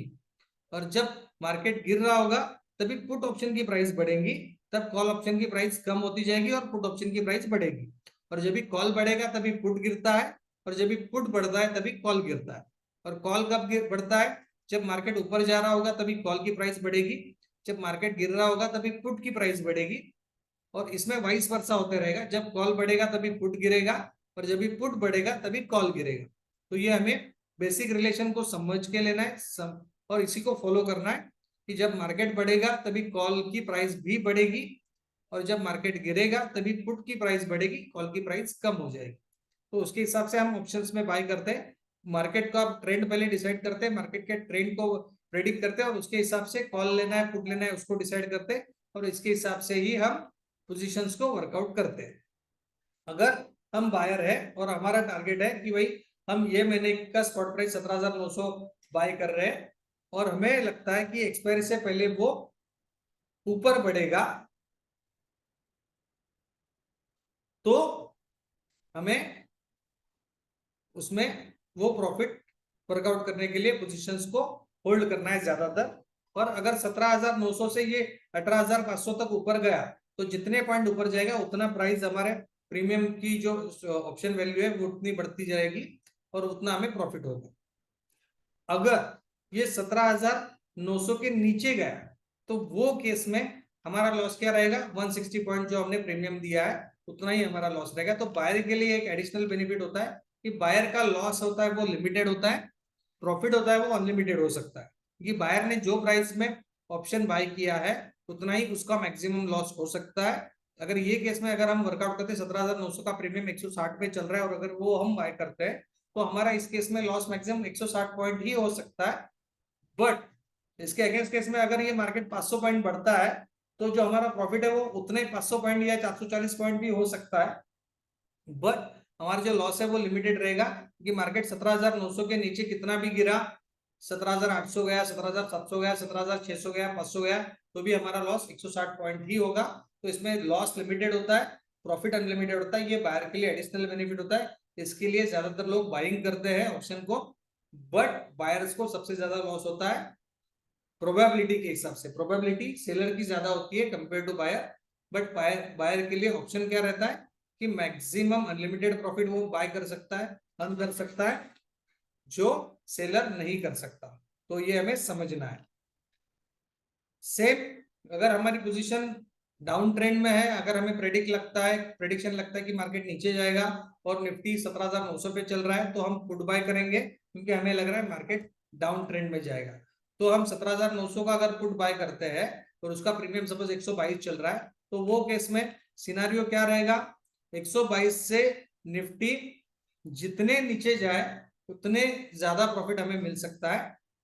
बट अगर निफ्टी हमारे अगेंस्ट चला गया तो हमारा लॉस मैक्सिमम 122 पॉइंट ही रहेगा, क्योंकि मार्केट कितना भी बढ़े, 100 पॉइंट बढ़े, 200 पॉइंट बढ़े, 500 पॉइंट बढ़े, जो हमने प्रीमियम दिया है उतना ही हमें लॉस होगा।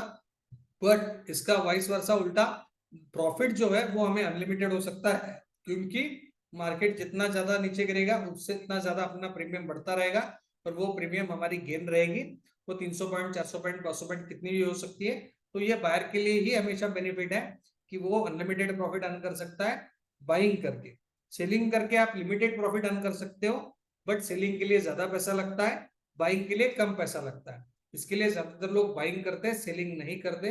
तो हमें समझना है एक ऑप्शन अगर इंडाइसेस का हम बाय करने जाते हैं तो अप्रोक्सीमेटली 5,000 रुपीज लगता है, बट वही ऑप्शन अगर हमें सेल करना है तो अप्रोक्सीमेटली 1 से 1.25 लाख रुपीज लगते हैं। तो ये डिफरेंस है बाइंग और सेलिंग में। इसके लिए ज्यादातर जो नए ट्रेडर्स हैं, बिगिनर्स हैं, वो सब बाइंग के लिए पोजीशन किए जाते हैं। पर बाइंग में अनलिमिटेड प्रॉफिट की अपॉर्चुनिटी भी होती है, बट अगर हम ट्रेड को कैच कर सके तो। इसमें ऑप्शंस में एक दिक्कत वाली बात ये रहती है, इसको अगर हम कैरी फॉरवर्ड करते जाएंगे तो कैरी फॉरवर्ड में इसमें टाइम डिके का इम्पैक्ट होता है, और टाइम डिके में हमारे एक्सपेक्टेड मार्केट मूव हुआ तो भी ऑप्शन की प्राइस उतनी नहीं बढ़ती है, तो वो जो लॉस होता है वो सेलर को प्रॉफिट के रूप में मिलता है और बायर को लॉस वो बेयर करना पड़ता है। तो इसके लिए ऑप्शंस को कैरी फॉरवर्ड करने की सलाह नहीं दी जाती है नॉर्मली। ऑप्शंस को हमेशा डेली इंट्राडे में ट्रेड करना है, तो इंट्राडे में उसका प्रॉफिट लेके एग्जिट हो जाना है। नेक्स्ट डे मार्केट जब खुलेगा तो उसके हिसाब से हम पोजीशन बना सकते हैं, बट कैरी फॉरवर्ड पोजीशन में नेक्स्ट डे अगर मार्केट अपने अगेंस्ट गया तो उसमें लॉस होगा, अपने प्रेफरेबल वे में भी गया अगर मार्केट तो भी उसमें टाइम डिके की वजह से जो एक्सपेक्टेड प्रॉफिट है वो नहीं दिखता है। तो उसके लिए तो एक्सपेक्टेड प्रॉफिट हमें दिखे, वर्कआउट हो सके, इसके लिए हमें हमेशा इंट्राडे में ऑप्शन को यूज करना है, इंट्राडे में प्रॉफिट लेके एग्जिट हो जाना है। Carry forward word of options हम अवॉइड करने की सलाह देते हैं। हम हमारे सब स्टूडेंट्स को, जो हमारे इन्वेस्टर्स हैं, उन सबको यही सलाह देते हैं कि भाई आप ऑप्शंस को कैरी फॉरवर्ड ना करें, ऑप्शंस में डेली प्रॉफिट लेके एग्जिट हो जाए, क्योंकि नेक्स्ट डे मार्केट कैसे ओपन होगा हमें पता नहीं होता है, और इसमें टाइम डिके का फैक्टर भी इंपैक्ट करता है जो हमारे ऑप्शंस की प्राइस को बढ़ने से रोकता है। तो हमें ये सब समझना है। ऑप्शंस के बेनिफिट्स क्या होते हैं नॉर्मली, अगर मार्केट का व्यू बुलिश है तो हम कॉल बाय कर सकते हैं, प्राइस अंडरलाइन अप जा रही है, ऑप्शन की प्राइस भी अप जाएगी, तो इसमें प्रॉफिट पोटेंशियल अनलिमिटेड होता है, और लॉस पोटेंशियल जितना हमने प्रीमियम बाय किया है, जितने का ऑप्शन बाय किया उतना ही हमारा लॉस हो सकता है। तो ये बेनिफिट्स होता है बायर के लिए। सेम अगर मार्केट का व्यू बेरिश है, मार्केट डाउन ट्रेंड में जा रहा है, तो हम पुट बाय करेंगे, प्राइस ऑफ अंडरलाइन जो स्पॉट है उसकी प्राइस भी डाउन जाएगी, तो ऑप्शन की प्राइस बढ़ेगी, क्योंकि हमने यहाँ पे पुट बाय किया है। तो इसमें प्रॉफिट पोटेंशियल अनलिमिटेड होता है, बट इसमें लॉस पोटेंशियल लिमिटेड रहता है, जितने का हमने ऑप्शन बाय किया है उतना ही हमारा मैक्सिमम लॉस हो सकता है। ये तो इसकी बेसिक थ्योरी हो गई भाई, पुट ऑप्शन और कॉल ऑप्शन में ये लिमिटेड लॉस और अनलिमिटेड प्रॉफिट की प्रोबेबिलिटी रहती है। बट देखो 90% ऑप्शन बायर लूज मनी, ये रियलिटी है। ये तो सिस्टम हमें बताता है कि भाई बायर्स के लिए अनलिमिटेड प्रॉफिट है, बट अनलिमिटेड प्रॉफिट से अच्छा है अगर लिमिटेड प्रॉफिट भी मिल जाए, वो हमेशा अच्छा रहता है। तो लिमिटेड प्रॉफिट के लिए बायर को वो लिमिटेड प्रॉफिट भी मिलता है, बट बायर्स हमेशा ग्रीडीनेस ज्यादा दिखाते हैं और ज्यादा ग्रीड में लॉस कर बैठते हैं, ओवर ट्रेडिंग कर बैठते हैं, और ओवर ट्रेडिंग में ज्यादा लॉस होता है। तो बायर्स को हमेशा ये समझना है आज के दिन का अगर बेसिक प्रॉफिट हो जाता है तो पोजीशन एग्जिट कर लेनी है, स्क्वायर ऑफ कर लेनी है, ज्यादा प्रॉफिट के लिए वेट नहीं करना है, और जो हमारा कैपिटल है उसके परसेंटेज वाइज अगर हमें रिटर्न मिल जाता है तो भी उसमें से पोजीशन को एग्जिट कर लेना है और ओवर ट्रेड नहीं करना है, वरना ओवर ट्रेडिंग में ज्यादातर ऑप्शन बायर्स मनी लूज करते हैं, और ये आज तक का रिकॉर्ड है। निफ्टी ने 2000 साल में ऑप्शंस को लॉन्च किया था, फ्यूचर को लॉन्च किया था, तब से फ्यूचर को 2000 साल में लॉन्च किया था, उसके बाद कुछ सालों बाद फ्यूचर ऑप्शंस लॉन्च किए, बट तब से लेके आज तक 90% बायर्स को पैसा का लॉस होता है, सेलर को ही प्रॉफिट होता है। तो हमें यह समझना है अगर हम ऑप्शन बायर है तो हमें कैरी फॉरवर्ड पोजीशन नहीं कैरी करनी है। सेकंड चीज, डेली प्रॉफिट लेके एग्जिट हो जाना है, हमारे कैपिटल पे जो भी परफेक्ट एक्सपेक्टेड रिटर्न है वो अगर मिल जाए तो वो लेके हमें एग्जिट हो जाना है, और ओवर ट्रेडिंग नहीं करनी है, होप ट्रेडिंग बिल्कुल भी नहीं करनी है। ज्यादातर ऑप्शन बायर्स का लॉस होप ट्रेडिंग के हिसाब से होता है। अब ये बजट वीक है तो बजट में मार्केट ऊपर ही जाएगा, ऐसे होप के ऊपर बहुत सारे लोगों ने कॉल बाय करके रखे होंगे जिनका आज लॉस हो गया। क्यों? क्योंकि आज मार्केट ने रिट्रेस किया, कल के पोजीशन से थोड़ा सा नीचे आया और बाद में दोपहर के बाद बहुत नीचे आया, तो उसमें जिन्होंने कॉल पोजीशन को कैरी फॉरवर्ड किया रहेगा उनका लॉस हो गया।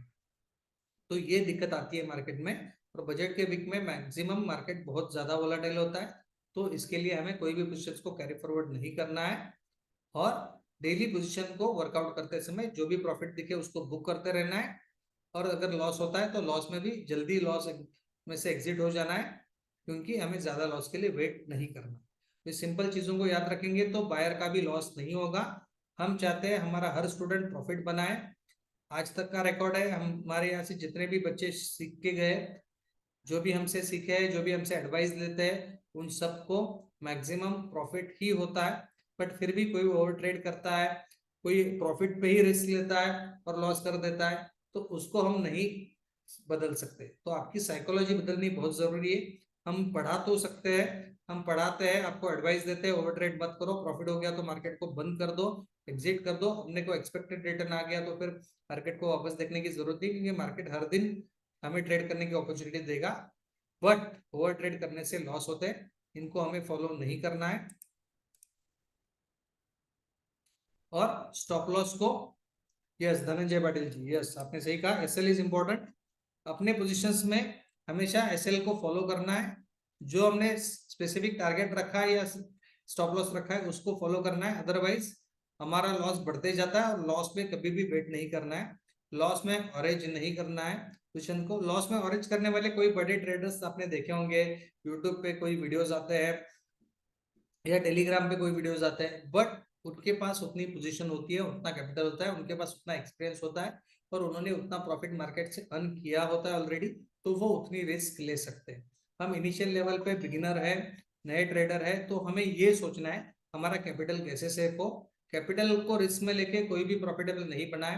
दूसरी चीज चीज इंपॉर्टेंट है मार्केट में, देखो इंट्राडे ट्रेड अच्छे होते हैं, उसमें परसेंटेज वाइज रिटर्न्स बहुत अच्छे बनते हैं, बट याद रखिए कोई भी इंट्राडे के प्रॉफिट से बड़ी एसेट्स नहीं कमा पाता है, क्योंकि ये प्रॉफिट जो हम यहाँ पे अर्न करते हैं उसको अगर हम इन्वेस्ट नहीं करेंगे तो वो प्रॉफिट नेक्स्ट डे कभी ना कभी लॉस में भी कवर हो सकता है। इसके लिए यहाँ से जो भी प्रॉफिट हमें मिले उसमें से 80% वैल्यू हमें हमेशा इन्वेस्टमेंट में लगानी है, क्योंकि इन्वेस्टमेंट से एक बढ़िया एसेट डिराइव होता है, एसेट से हमारी जिंदगी बहुत बढ़िया डेवलप हो सकती है, जो नॉर्मली इंट्राडे ट्रेडिंग से नहीं होती है। तो इंट्राडे ट्रेड हमें करने हैं, बट उसके प्रॉफिट को हमेशा इन्वेस्ट करते रहना है, ताकि इन्वेस्टमेंट से जो कैपिटल बनेगा और वो कैपिटल से जो हमारी एसेट बनेगी, वो एसेट हमें जिंदगी भर काम आएगी और वो एसेट हमें लॉन्ग टर्म में बहुत बढ़िया रिटर्न देके जाएगी। तो ट्रेडिंग तो करनी है, बट ट्रेडिंग के प्रॉफिट से हमेशा इन्वेस्टमेंट करनी है, ये याद रखना है, क्योंकि उसी से हमारी एसेट बनेगी और वही एसेट हमें जिंदगी भर काम आएगी। ये हमने एटीएम, आईटीएम और ओटीएम ऑप्शंस तो देखे, और इसमें सबसे ज्यादा इंपॉर्टेंट रहता है ऑप्शंस में ये जो मेन ग्रीक्स रहते हैं ऑप्शंस के, डेल्टा, थीटा, गामा, गामा, वेगा और आरएचओ।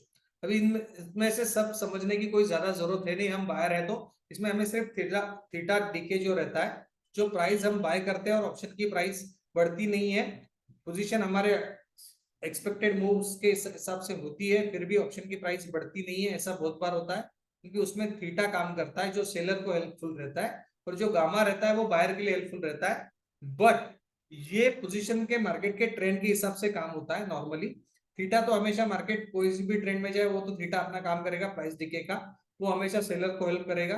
बट गामा जो है वो प्राइस को मूवली चेंज करता है रिलेटिव, बट वो जब मूवमेंट आएगी तभी वो गामा का इफेक्ट होता है। इसके लिए हमें मूवमेंट को कैच करना है, ऑप्शन बायर्स को, फ्यूचर बायर्स को, तो फ्यूचर्स अगर हम बाय और कैरी फॉरवर्ड करते हैं तो उसको हेज करना है, ऑप्शंस अगर हम कैरी फॉरवर्ड करते हैं तो भी उसको हेज करना है, और इंडेक्स के ऑप्शंस को मैक्सिमम टाइम कैरी फॉरवर्ड नहीं करना है अगर हमें कोई कंफर्म न्यूज ना हो तो। और हम हमारे स्टूडेंट्स को, एडवाइजर्स को, जो हम हमसे एडवाइस लेते हैं उन सबको यही सलाह देते हैं कि आप कैरी फॉरवर्ड ना करें, कैरी फॉरवर्ड के इसमें ना रहे। बीटीएसटी कॉल जो रहते हैं वो इक्विटीज के लिए रहते हैं, या फ्यूचर ऑप्शंस के लिए बीटीएसटी कॉल भी हम देते हैं, उस पर कोई दिक्कत नहीं है। बीटीएसटी कॉल फ्यूचर्स के लिए रहते हैं, ऑप्शंस के लिए नहीं रहते, क्योंकि ऑप्शंस में टाइम डिके जो फैक्टर है जिससे थीटा सेलर्स को हेल्प करता है, उससे ऑप्शन की प्राइस ज्यादातर नहीं बढ़ती है।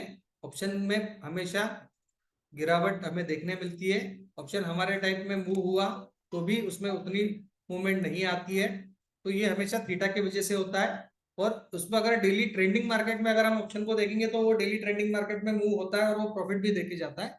बट कैरी फॉरवर्ड पोजीशंस में लॉन्ग टर्म में अगर हम ऑप्शंस को कैरी फॉरवर्ड कर रहे हैं तो उसमें उतनी वो मूवमेंट्स नहीं होती जो हम एक्सपेक्ट करते रहते हैं, और जो इक्विटीज में या स्पॉट प्राइस में मूवमेंट देखेगी उतनी मूवमेंट ऑप्शन में नहीं होती है, तो ये हमेशा याद रखना है। तो ऑप्शंस को कैरी फॉरवर्ड नहीं करना है मैक्सिमम टाइम। फ्यूचर को आप कैरी फॉरवर्ड कर सकते हो, इक्विटी को कैरी फॉरवर्ड कर सकते हो, उसमें कोई दिक्कत नहीं है। इंडाइसिस के ऑप्शन को अगर कैरी फॉरवर्ड करना है तो अपने पास कोई फिक्स न्यूज होनी चाहिए, फिक्स अंडरस्टैंडिंग होनी चाहिए, इसके हिसाब से आप फ्यूचर के ऑप्शंस को कैरी फॉरवर्ड करें, अदरवाइज अवॉइड करें तो हमेशा बेटर रहता है। और अगर हम कोई भी फ्यूचर्स को कैरी फॉरवर्ड कर रहे हैं तो उसको हेज करना है। 200 जो डेरिवेटिव स्टॉक्स है उसमें हम अगर पोजीशन कैरी फॉरवर्ड कर रहे हैं तो उसको भी हेज करके कैरी फॉरवर्ड करना है, ताकि अगर हमारे अगेंस्ट में पोजीशन चली जाए तो हमारा लॉस होने से बच सके। तो इन सब बेसिक चीजों को हमेशा याद रखना है।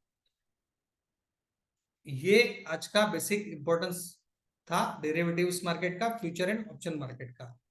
इसमें से ज्यादातर पार्ट को हमने कवर करने की कोशिश की है।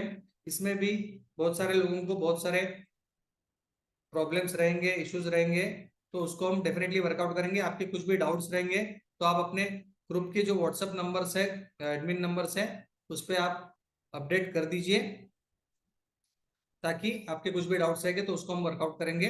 कल सुबह हम 9 बजे मिलने वाले हैं लाइव ट्रेडिंग के लिए। तो आपको लिंक जो है वो सुबह 8:30 बजे शेयर कर दी जाएगी। तो सुबह 9 बजे आप लाइव लिंक से ज्वाइन हो सकते हैं। लाइव मार्केट में जिनके पास ट्रेडिंग अकाउंट है वो सब ट्रेडिंग अकाउंट से ट्रेड भी हमारे साथ कर सकते हैं या फिर ऑब्जर्व कर सकते हैं। ऑब्जर्व कीजिए फर्स्ट डे है तो। ऑब्जर्व करने के बाद अगर आपको कॉन्फिडेंस आता है, अगर आप डेली ट्रेड करते हो तो आप ट्रेड कीजिए, कोई दिक्कत नहीं, अदरवाइज ऑब्जर्व कीजिए, ताकि आपको पता चले डेली मार्केट से प्रॉफिट निकालना है, बट प्रॉफिट होने के बाद उसको स्टॉप कर देना है। ओवर ट्रेडिंग नहीं करनी है, बेसिक रूल्स को फॉलो करना है। ये सब चीजें अगर आप समझ गए तो उसको डेफिनेटली फॉलो कर पाएंगे। हम कल मार्केट में काम करते समय ही कुछ प्रैक्टिकल लाइव ट्रेडिंग के एग्जांपल्स देखेंगे। प्रैक्टिकल लाइव ट्रेडिंग में हमें क्या क्या सेटअप से काम करना है, इन सब चीजों को समझने के लिए सुबह सब 9 बजे जे मार्केट 9:15 बजे चालू होता है, बट हम 9 बजे स्टार्ट करेंगे अपना लेक्चर। तो 8:30 बजे आपको लिंक शेयर कर दी जाएगी, तभी आप ज्वाइन हो सकते हैं। आज का लेक्चर हम यही स्टॉप करते हैं। आपको कुछ डाउट्स हो तो आप पूछ सकते हैं।